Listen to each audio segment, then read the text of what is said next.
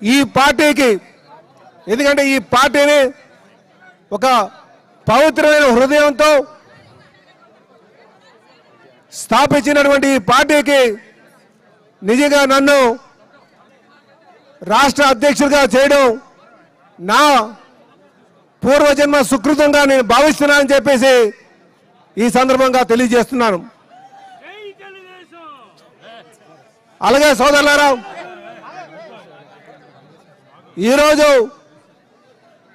నా ముందున్నటువంటి ప్రధానమైనటువంటి బాధ్యత, అలాగే నాకు దిశ నిర్దేశించినటువంటి విషయం కానీ, ముఖ్యంగా కార్యకర్తల్ని వారికి సముచిత స్థానం కల్పించి,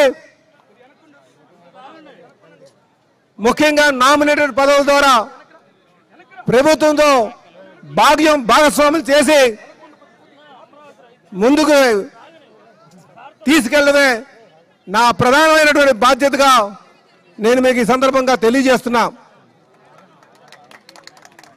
సోదరులారా, అధికారం కోసం, పార్టీని అధికారం తీసుకురావడం కోసం, అధికారంలోకి తీసుకురావడం కోసం అనుక్షణం కార్యకర్తలు, నాయకులు కష్టపడుతూ ఉంటారు. ఏమి ఆశించకంట, ఎన్ని ప్రతిపక్ష పార్టీలు, ముఖ్యంగా అధికార పక్షం ఎన్ని ఇబ్బందులు పెట్టినా ప్రతిపక్షంగా ఓర్చుకుంటూ ప్రజా సమస్యల మీద పోరాటం చేస్తూ పార్టీ యొక్క సిద్ధాంతాలు కట్టుబడుతూ అధినాయకుడు యొక్క ఆలోచనల్ని ముందుకు తీసుకువెళ్తూ ఈరోజు పార్టీ అధికారం తేవడం జరిగింది. ఒక పైసా కూడా ఆశించకుండా చేసేటువంటి కార్యకర్తలు ఉన్నారు. వీళ్ళందరినీ కూడా చూసుకోవాల్సినటువంటి బాధ్యత మాకుంది. కానీ అధికారంకి వచ్చిన తర్వాత పాలనా వ్యవస్థలో నిమగ్నం అయిపోయి నాయకులు, ముఖ్యంగా కార్యకర్తల్ని కొంచెం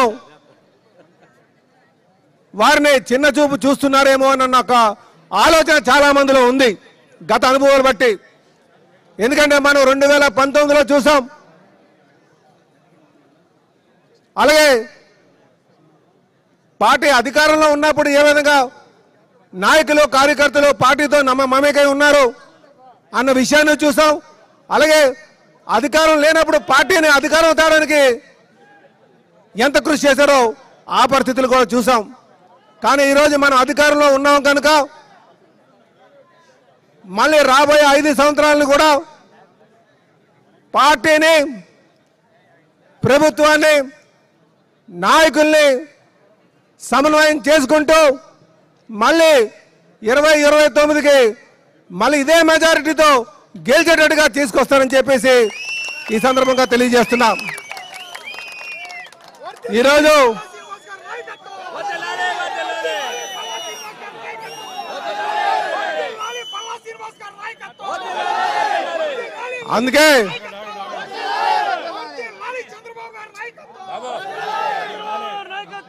అందుకనే ఈ వేదిక నుంచి ఈ రాష్ట్రంలో ఉన్నటువంటి ప్రతి తెలుగుదేశం పార్టీ కార్యకర్తకి, నాయకులకి తెలియజేసేది ఒకటే, మేము అనుక్షణం మీతోనే ఉంటాం.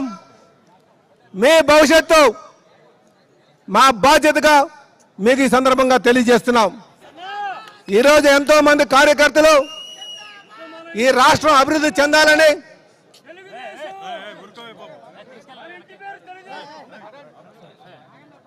ఎంతో మంది కార్యకర్తలు ఏమీ ఆశించకుండా పార్టీ కోసం వాళ్ళ సమయాన్ని వెచ్చించి మరి అధినాయకుల యొక్క సిద్ధాంతాలని, అలాగే కీర్తి చేసిన నందమూరి తారక రామారావు గారి ఆలోచనల్ని, సిద్ధాంతాలని ముందుకు తీసుకెళ్ళడానికి చాలా కృషి చేస్తుంటారు. అందుకే సోదరులారా, వాళ్ళందరికీ కూడా నేను పదే పదే చెప్తున్నా, నేను మీకోసం ఈ పదవిని తీసుకున్నానని కూడా ఈ సందర్భంగా తెలియజేస్తున్నాను సోదరులారా. కార్యకర్తలకి మనం కానీ న్యాయం చేయకపోయినా, వాళ్ళకి అండగా ఉండకపోయినా, వాళ్ళకి ఏమైనా ఇబ్బందులు గురి చేసినా నేను నా పాత్ర సక్రమంగా చేయలేట్టుగా నేను భావిస్తాను. అందుకే చెప్తున్నా, ప్రతి నాయకుడికి, ప్రతి కార్యకర్తకి నేను మీకు అండగా ఉంటాను. మీకు ఎప్పుడు జాతీయ అధ్యక్షుల్ని కలవాలన్నా, అలాగే ముఖ్యమంత్రి గారిని కలవాలన్నా, ప్రధాన కార్యదర్శి గారిని కలవాలన్నా, ఏ మంత్రులతో అయినా సరే మీకు పనులున్నా మీరు ఇక్కడికి వస్తే ఖచ్చితంగా మీ సమస్యకి పరిష్కారం చేయిస్తాం. అలాగే సోదరులారా, ప్రతి నాయకుడు కూడా ఆలోచించుకోవాల్సినటువంటి అవసరం ఉంది. ఈరోజు మనకు అధికారం వచ్చింది కనుక ప్రజాస్వామ్యానికి విఘాతం కలిగించేటట్టు మాత్రం మనం ముందుకు వెళ్ళకూడదు. ఎందుకంటే మనం అందరూ కూడా ప్రజాస్వామ్యవాదులు, మన మూలాలే ప్రజాస్వామ్యం. అదే గత ప్రభుత్వం చూశారు.